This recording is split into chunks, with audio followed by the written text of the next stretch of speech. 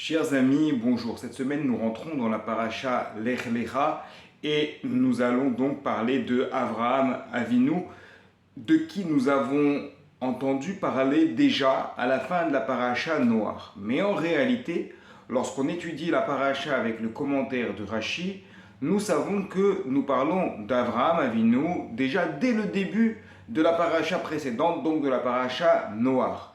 Puisque lorsqu'on présentait Noach, on disait Noach Tzadik Aya Bedorotav, c'était un juge dans ses générations.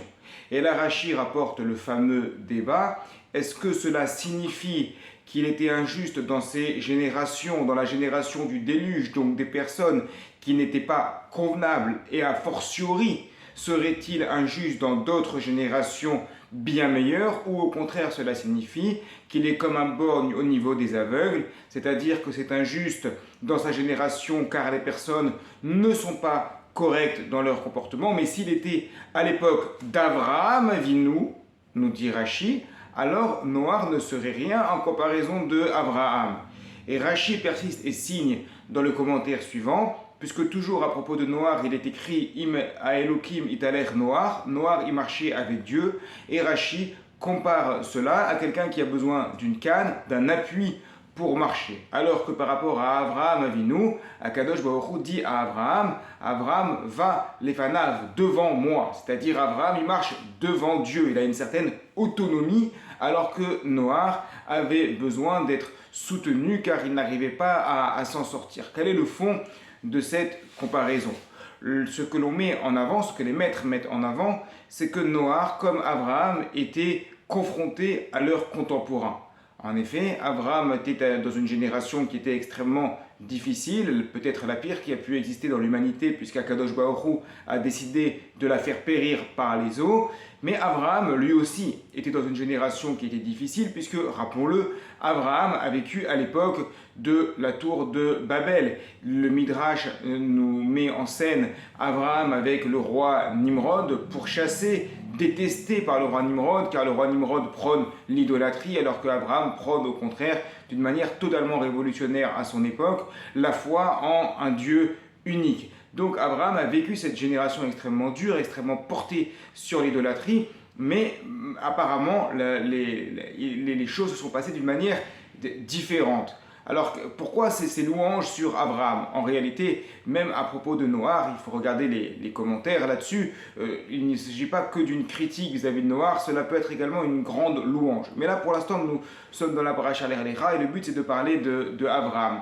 Abraham a fait quelque chose qui est extraordinaire, extrêmement dur, mais en même temps qui n'est pas à reproduire.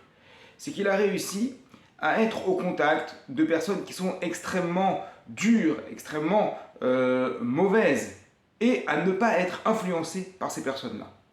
Et ça, cela va au-delà de la nature humaine, comme l'enseigne le Rambam dans le chapitre 6 des Ilchot Deot. La nature humaine, c'est d'être influencé par les personnes que l'on fréquente. Et même si on a l'impression de ne pas être influencé, eh bien, à partir du moment où on fréquente un milieu qui n'est pas bon, qu'on le veuille ou non, implicitement, on se fait influencer par ces personnes-là. Abraham, c'était donc l'exception. Mais comment expliquer cette exception? Je connaissais, quand j'étais plus jeune, à la yeshiva, on avait un rave, on entendait à propos de lui, il était un Rav Elbaz, c'est un gadol, c'est un grand en Eretz Israël, qu'il y a peut-être 20, 30 ans, il allait des fois à la boîte de nuit, il prenait le micro et il disait « Rabotaï, il faut faire teshuva. Il faut faire teshuva, quitter cet endroit de Touma, quitter cet endroit d'impureté, il faut aller à la yeshiva, il faut étudier. » Et évidemment, il allait dans cet endroit-là, mais il ne se faisait pas influencer du tout, c'est lui qui arrivait à influencer les autres. Pourquoi cela? Parce qu'à côté de son monde, celui qu'il fréquentait constamment, c'était le monde de la yeshiva, c'était le monde du Beth Midrash, le monde de l'étude de la Torah. Et c'est ça le secret de Avraham Avinu.